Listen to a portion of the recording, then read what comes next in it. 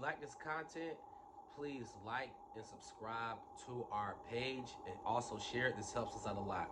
So here is what I was talking about yesterday when I was mentioning how to build more resilient local food systems, and that people, everyday people, can grow things or grow items themselves.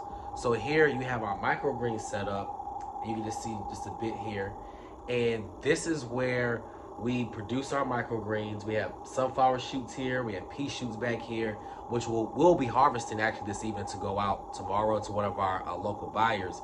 But this is what I was hinting at, that anybody can learn this system. We're just using metal racks. We're using some LED lights.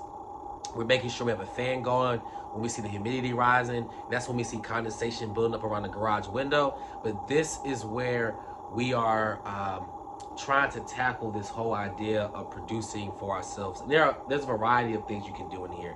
This is just to get us started. But I just want to show you all this to show that everyone plays a role and that we can tackle and try to put a dent in food production ourselves as everyday people. So if you want me to go more in depth about this system, please comment below and also share this video.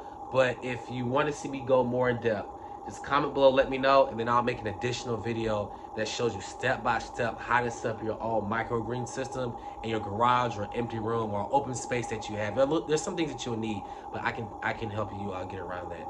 So just let me know, you all, and I'll be seeing you soon.